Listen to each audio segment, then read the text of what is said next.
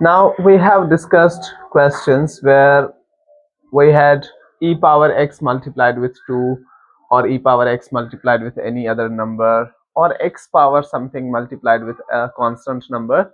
So we simply ignored the constant, took the derivative of the variable part, and that was it. For example, in this case, if I have 2 e power x, I will just leave 2 out and find the derivative of e power x, and that would be 2 times e power x, the same thing almost, right?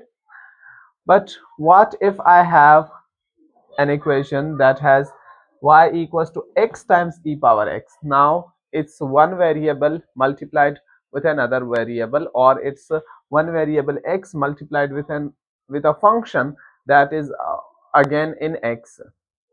So I cannot just leave x out and find the derivative of e power x, or vice versa. I cannot leave e power x out and find the derivative of x. That makes no sense. There I need to use the product rule. Or if I have a case where y is equals to x squared divided by e power x, or x divided by e power x, or something, one polynomial or over another polynomial, if it is a divide of two polynomials or two different kind of functions. So if I have any kind of rational or algebraic function, again I cannot leave any of the component out. I need to take derivative on both, so there I would need to use the quotient rule. So in exercise 3.2, we are primarily discussing product and quotient rule. Product rule will be used in cases where two variables are multiplied with each other, or two functions depending on similar variable are getting multiplied with each other. So both of the functions will depend on x, or both functions will depend on t, or on any kind of variables, the same variable they would depend on. So the product rule says if two functions f and g both are differentiable functions, make sure that their derivatives exists. If the derivative of f does not exist, or the derivative of g does not exist, the derivative of the product should not exist, and we would not be applying it in the first place. So if they are differentiable functions and they both depend on the similar variable x, you are finding the derivative with respect to x. You take the derivative of the first function, keep the second function same, plus keep the first function same, take the derivative of the second function. It's so simple. Take the derivative of the first function, keep the second same, keep the first same, take derivative of the second function, add the results. So if in this case we have x times e power x, we are treating x to be function f, the first function. We are considering e power x to be our second function. So we take the derivative of the first, keep the second function same. So e power x will be treated same, it will be kept out. Plus we keep the first function same, so x is same, and find the derivative of the second function. Now the derivative of x is 1, e power x was kept same, so e power x times 1 is e power x. We kept x same, the derivative of e power x is e power x. So the total derivative will be e power x plus x times e power x. If you leave it there, that's good. Otherwise, if you can simplify it further, you factor out e power x, you will be left with 1 plus x in multiply. So that's the whole derivative of the y function. I repeat, the product rule says take the derivative of the first, keep the second same, plus keep the first same, take derivative of the second. Now in quotient rule we do the same thing as we did there, but with a minus sign. So we take the derivative of the first, keep second same, minus keep the first same, derivative of the second, divided by the second square.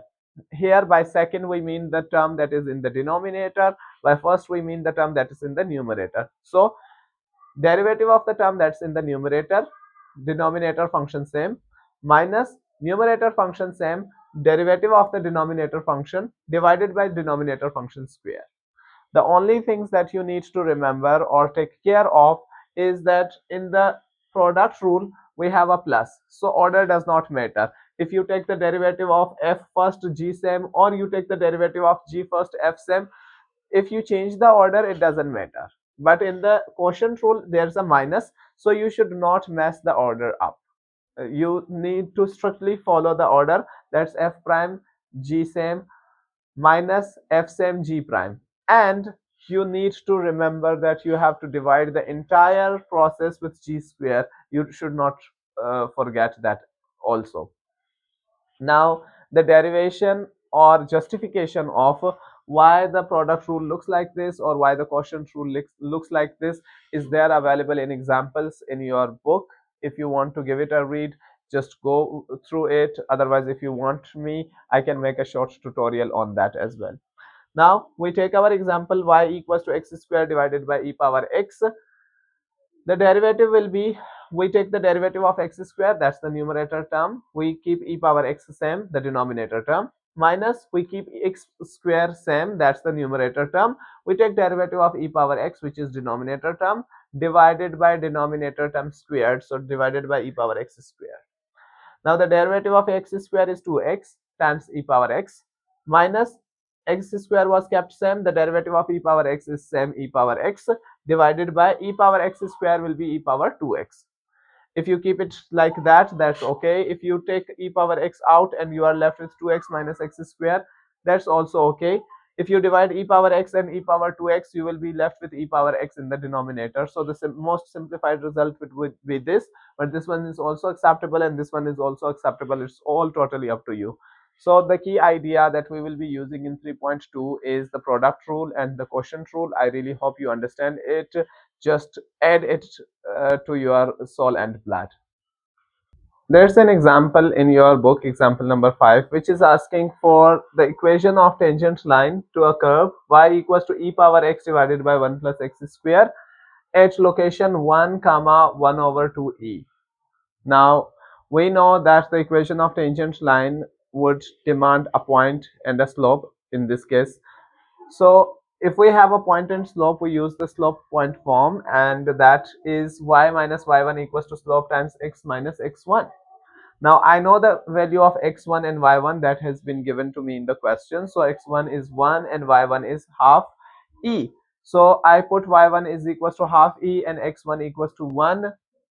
The only thing that I need to know is to find the value of m, which is the slope of the tangent line.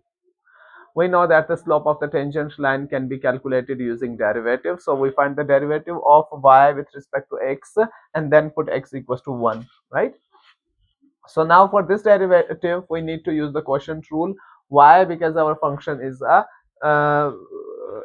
it's a function divided by another function. So it's a division of two functions. So we need to use the quotient rule. The quotient rule says that take the derivative of the numerator, keep the denominator same, minus keep the numerator same, take derivative of the denominator divided by denominator whole square. We simplify it. Derivative of e power x will be same. 1 plus x square is kept same, minus e power x same, derivative of 1 plus x square, 1 will get 0. The derivative of x square will be 2x divided by whole denominator squared. Now if we take e power x out, we will be left with 1 plus x square minus 2x divided by 1 plus x square whole square. If you leave it there and just put x is equals to 1, that's also correct. Otherwise, if you look at this structure, this gives you an identity which is 1 minus x whole square, or yeah, it's 1 minus x whole square, I guess, right? So in this case, or maybe x minus 1 whole square, it doesn't matter, I guess. So in this case, if you see, you cannot simplify it further. Now just put x is equals to 1. If you put x is equals to 1, this will be 1 minus 1 whole square, that is 0. So 0 multiplied with whatever number and 0 divided by whatever number will always be 0. So the slope that I got for this tangent line is 0. I will put m equal to 0. Now I have y minus half e equals to 0 times x minus 1. If 0 is multiplied with anything, that will be 0. So y minus half e is equals to 0. That means y is equals to half e. That's our equation of the tangent. So the entire exercise 3.2 depends on the idea of product and quotient rule. You will need to find the equation of tangent line also using the same principles. So I have shared a list of selected questions for practice. Please solve them before our class tomorrow. So bring all your queries or confusions to that class. I'll see you there.